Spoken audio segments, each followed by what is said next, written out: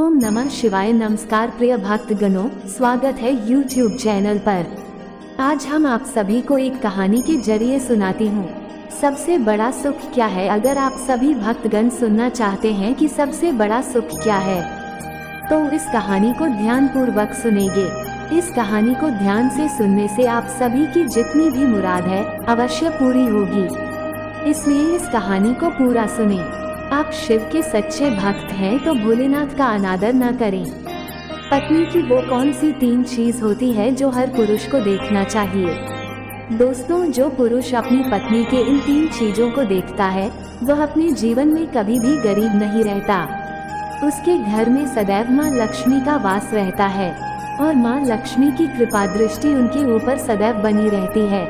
दोस्तों, आज की वीडियो में हम बताएंगे कि आखिरकार वह कौन सी 3 चीजें हैं जो हर पुरुष को अपनी पत्नी के देखनी चाहिए। दोस्तों, उससे पहले आप सभी से निवेदन है, यदि चैनल पर आप लोग नए हैं या चैनल पर पहली बार आए हैं तो कृपया करके चैनल को सब्सक्राइब कर ले, क्योंकि दोस्तों हम अपने चैनल पर रोजाना ऐसे ही वीडियो अपलोड करते रहते हैं।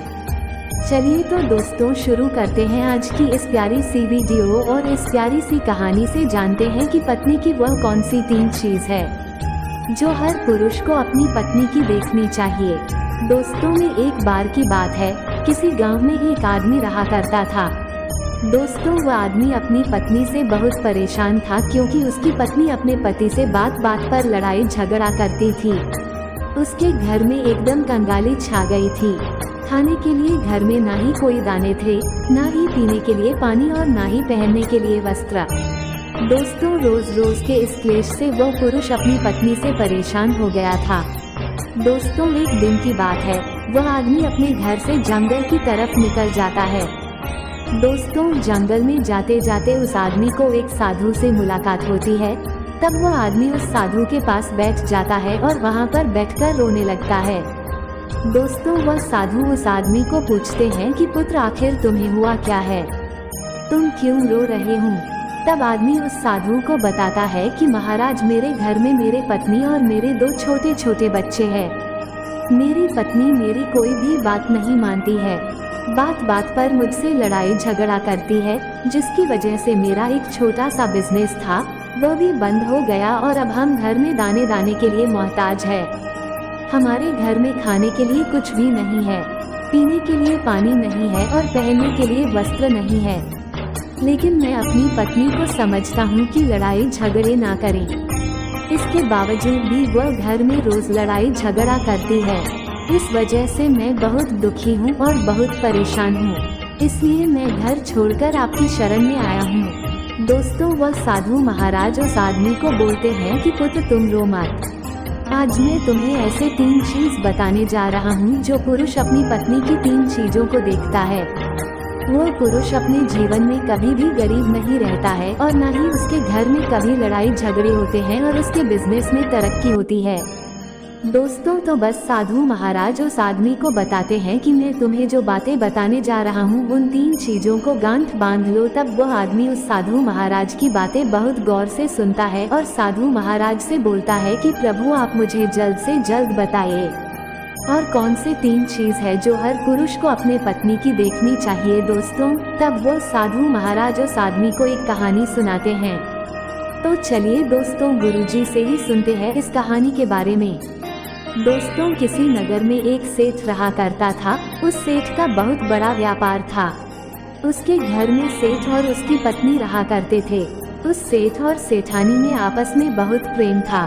उनके घर में कभी भी लड़ाई झगड़ा, किसी प्रकार का कोई अंधा क्लेश नहीं होता था। इसलिए उसके घर में सदैव माँ लक्ष्मी का वास रहता था और उनके बिजनेस में दिन दुगनी रात चौगुनी तरक्की होती थी। उन सेठ सेठानी में इतना प्रेम था कि आसपास के लोग उनके इस प्रेम को देखकर जल जाया करते थे। दोस्तों, सेठ और सेठानी के इस प्रेम की मिसाल हर गांव वाले देते थे। ऐसे कर कर के उस सेठ और सेठानी की बात उस गांव की राजा तक भी पहुंच जाती है। दोस्तों, जब सेठ सेठानी की बात उस राजा के पास पहुंचती है तो वह राजा भी उनके प्रेम की मिसाल की तारीफ करते हैं और कहते हैं, हमारे गाँव में एक पुरुष और स्त्री ऐसे भी हैं। जिनके घर में कभी भी लड़ाई झगड़ा नहीं होते हैं, उन दोनों में आपस में इतना प्रेम है कि जितना मैं आज तक अपनी जिंदगी में कभी भी नहीं देखा। दोस्तों, एक बार की बात है, वह राजा पूरे नगर में ढिंढोरा पिटवा आते हैं और कहते इस राज्य में जितने भी लोग हैं वो सभी लोग अपने अपने घर में दिया जलाकर रखेंगे। तब राजा की रानी अपने राजा से पूछते हैं कि महाराज, आखिरकार आप सभी के घर में दिया क्यों जलवा रहे हैं। राजा रानी की बात सुनकर रानी को बोलते हैं कि दीपक प्रेम की निशानी होती है। जिसके घर में दीपक जलता है उसके घर में सदैव ही प्रेम बना रहता है, और मैं चाहता हूँ कि जो प्रेम सेठ और सेठानी के बीच में है वही प्रेम हमारे इस नगर में, हमारे इस राज्य में हर पति और पत्नी के बीच में हो। इसलिए मैं हर घर में दीपक जलाना चाहता हूँ। दोस्तों, राजा की सैनिक पूरे नगर में ढिंढोरा पीटते हैं और बोलते हैं सभी के घर में दीपक रात भर जलना चाहिए। दोस्तों, राजा की बात मानकर सभी नगरवासी अपने अपने घर में दिया जलाते हैं, लेकिन जैसे ही आधी रात होती है सभी के घर के दीपक बुझ जाते हैं। लेकिन उस सेठ और सेठानी के घर की दीपक कभी भी नहीं बुझती है, क्योंकि दोस्तों दीपक प्रेम की निशानी होती है, और जो सेठानी थी वह अपने घर की दीपक को सदैव जलाए रखती थी, जिससे सेठ और सेठानी का प्रेम बरकरार रहे। लेकिन दोस्तों, जो सेठानी थी वह अपनी मनमानी काम करती थी, उसका जो मन करता था वो वही काम करती थी। लेकिन सेठ को इस बात से कभी भी कोई दिक्कत नहीं होती थी, क्योंकि सेठ बहुत समझदार था। वह सोचता था यदि मैं अपनी पत्नी को रोक टोक करूँगा तो घर में बेवजह ही लड़ाई झगड़ा होंगे। दोस्तों, इसलिए सेठ सेठानी की कई चीजों को और कई बातों को अनदेखा करता था। वो सेठ इसलिए अनदेखा करता था ताकि पति पत्नी में वह प्रेम और व्यवहार बना रहे। एक दिन की बात है दोस्तों, राजा और रानी अपने छत के ऊपर खड़े होकर अपने नगर का नजारा देख रहे थे, और वह राजा और रानी देखते हैं कि उनके पूरे राज्य में अंधेरा था, लेकिन सिर्फ एक सेठ और सेठानी का ही गांव का घर था जहां दीपक जल रहा था। दोस्तों, तब राजा रानी से बोलता है कि देखो सेठ और सेठानी में कितना प्रेम है। सभी के घरों का दीपक बुझ गया है, लेकिन सेठ और सेठानी के घर का दीपक अभी भी चल रहा है। इसका मतलब यह है कि सेठ और सेठानी में बहुत ही ज्यादा प्रेम है। तब रानी अपनी राजा से बोलती है कि महाराज, सेठ और सेठानी में जो भी प्रेम है वो इसलिए है क्योंकि सेठानी समझदार है, इसलिए सेठ के घर में प्रेम है। दोस्तों, जब राजा रानी की बात सुनता है तब राजा बोलता है कि नहीं महारानी, यहाँ पर सेठ ज्यादा समझदार है, इसलिए उनके घर में कभी भी लड़ाई झगड़ा नहीं होती है। दोस्तों, रानी बोलती है कि सेठानी समझदार है, राजा बोलते हैं कि नहीं, सेठ समझदार है। दोस्तों, सेठ और सेठानी की बात को लेकर राजा और रानी में बहस होने लगा। तब राजा बोलता है कि देखो, हमें बहस करने की जरूरत नहीं है, क्यों ना हम दोनों उनका एक परीक्षा ले, परीक्षा में जो पास होगा वही समझदार होगा। राजा और रानी अपने बात से सहमत हो गए और उन दोनों की परीक्षा के लिए तैयार हो जाती है। दोस्तों, तब राजा अपने महल में जाता है और अपनी दासी को बुलाता है, और वह अपने दासी से बोलता है उस सेठ के पास जाओ और जो जो प्रश्न मैं तुमसे बोल रहा हूँ वो तुम सेठ को बोलना। वह दासी बोलती है ठीक है महाराज। फिर वह दासी राजा की बात सुनकर सेठ के पास जाती है। उसी समय ही सेठ की पत्नी बाजार गई थी कुछ सामान लेने के लिए। दोस्तों, तो वह राजा की दासी सेठ से बोलती है कि सेठ जी, मैं राजमहल से आई हूँ, राजा साहब ने मुझे भेजा है। दोस्तों, वह सेठ उस दासी को बोलता है कि बताइए मैं आपकी क्या सेवा कर सकता हूँ। आप बैठिए, मैं आपके लिए पानी लेकर आता हूँ। तब वह दासी सेठ से बोलती है नहीं सेठ जी, मैं राजा की दासी हूँ, बस आपके पास राजा के समाचार लेकर आई हूँ। दोस्तों, तब वह सेठ बोलता है कि ठीक है दासी, आप मुझे बताइए राजा साहब ने क्या समाचार भेजा है मेरे लिए।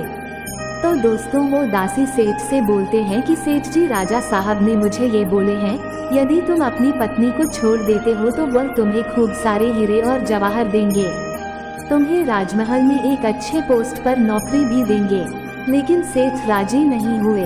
दूसरी बात, रानी ने राजा से बोला था कि नहीं, सेठ समझदार नहीं है, सेठानी समझदार है। दोस्तों, सेठ और सेठानी के बातों को लेकर राजा और रानी में फिर से कहासुनी होने लगी। तब रानी राजा से बोलती है कि तुमने सेठ की परीक्षा ली है, मैं भी सेठानी की परीक्षा लेना चाहती हूँ।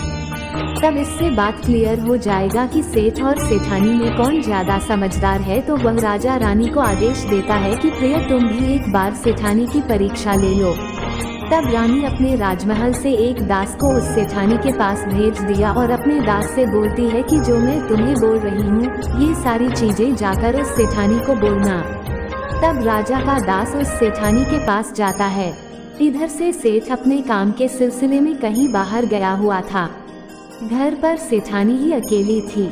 दोस्तों, दास मौका देखकर उस सेठानी के पास पहुंचता है और सेठानी से बोलता है कि सेठानी जी मैं राजमहल से आया हूं, मुझे रानी साहिबा ने भेजा है। दोस्तों, तब वो सेठ नहीं बोलती है ठीक है बताइए किस लिए तुम्हें रानी साहब मेरे पास भेजा है। दोस्तों, तब वह दास सेठानी से बोलता है कि रानी साहिबा ने बोला है यदि तुम अपने पति को छोड़ दोगी तो वह बहुत सारे हीरे जवाहरात देंगे और अगर तुम अपने पति को मार दोगी तो वह तुम्हें अपने राज्य का आधा हिस्सा दे देंगे। दोस्तों, दास की बात सुनकर सेठानी तैयार हो जाती है और कहती है ठीक है, यदि रानी साहिबा अपने राज्य की आधा हिस्सा मुझे देंगी तो मैं अपने पति को मार दूंगी।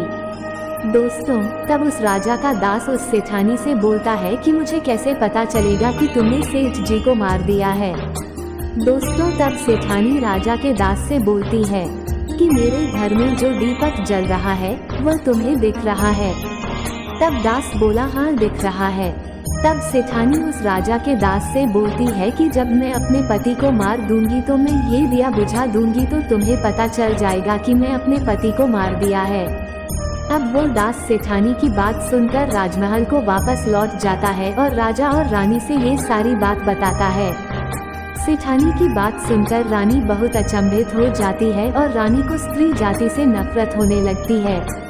दोस्तों, तब वह राजा अपने सारे दास दासियों के साथ सारे सैनिकों को बुलाता है और बोलता है देखो मैं यह नहीं चाहता हूँ कि राजा और रानी की वजह से किसी निर्दोष की जान जाए। तुम ऐसा करो, उस सेठानी के घर जाओ और उस सेठ को सारी बातें बता दो और उस सेठ को बचा लो। दोस्तों, इधर दास और दासी सेठानी के घर पर जाते हैं और सोचते हैं कि सेठानी तो सेठ को रात में मारेगी और दिया भी बुझाएगी, इससे पहले ही हम सेठानी के घर में हमला बोल देते हैं। दोस्तों, इधर रात भी नहीं हुई थी, शाम का समय था और जैसे ही राजा के सैनिक सेठानी के घर पर धावा बोलते हैं तो देखते हैं कि सेठ पहले से ही मरा हुआ है। दोस्तों, तब राजा और रानी के दास दासी उस सेठानी से बोलते हैं सेठ जी तो मरा पड़ा है, लेकिन सेठ को तो तुम्हें रात में ही मारने के लिए बोला गया था। दोस्तों, तब वह सेठ नहीं उस दास और दासी से बोलती है कि सेठ को तो मुझे मारना ही था, रात में तो मुझे दिया बुझाना था, इसलिए सेठ को तो मैंने दिन में ही जहर देकर मार दिया है। अब मेरा काम है सिर्फ दिया बुझने का। दोस्तों, वह सैनिक उल्टे पांव उस सेठ के घर से राजा के दरबार में भागे भागे जाते हैं और राजा को सारी बातें बताते हैं। दोस्तों, राजा क्रोध से आग बबूला हो जाता है और उसको स्त्रियों से घृणा होने लगती है और वो अपने सैनिकों को भेजता है कि उस सेठानी को बंदी बनाकर लाए। तब राजा के सैनिक उस सेठानी को बंदी बनाकर राजा के राज दरबार में पेश करते हैं। दोस्तों, तब वह राजा उस सेठानी को कारावास में डलवा देता है और वह राजा समस्त स्त्री जाति से नफरत करने लगता है। दोस्तों, वो साधु इस कहानी को गांव के उस आदमी को सुनाता है। तब साधु उस आदमी से बोलता है अब तुम्हें समझ में आ गया होगा कि स्त्री की वह कौन सी 3 चीजें हैं जो हर कोई पुरुष को देखना चाहिए। वह आदमी साधु से बोलता है कि महाराज मुझे अभी भी समझ में नहीं आया, स्त्री की वह कौन सी 3 चीजें हैं जो हर पुरुष को देखना चाहिए। दोस्तों, तब वह साधु उस आदमी को बताते हैं कि हर पुरुष को अपने स्त्री के सबसे पहली चीज ये देखनी चाहिए कि वह कहाँ पर आ जा रही है। दोस्तों, जो पुरुष अपनी स्त्री की ये चीज देखता है कि पत्नी वहाँ पर आ रही है, वहाँ पर जा रही है, तो उसके घर में कभी लड़ाई झगड़ा नहीं होते हैं और वह अपनी पत्नी के ऊपर नियंत्रण कर पाता है। दूसरी चीज है, पुरुष को पत्नी के अंदर ये चीज देखनी चाहिए कि उसकी पत्नी के बोलचाल कैसी है, वो अपने पति की इज्जत कर रही है कि नहीं, अपनी पति की बात मान रही या फिर नहीं।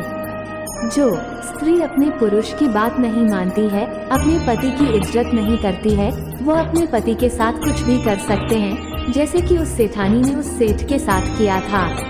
इसलिए हर पुरुष को अपनी पत्नी की यह चीज देखनी चाहिए। तीसरी चीज, वह साधु उस आदमी को बताता है कि हर पुरुष को पत्नी के चाल चलन जरूर देखना चाहिए।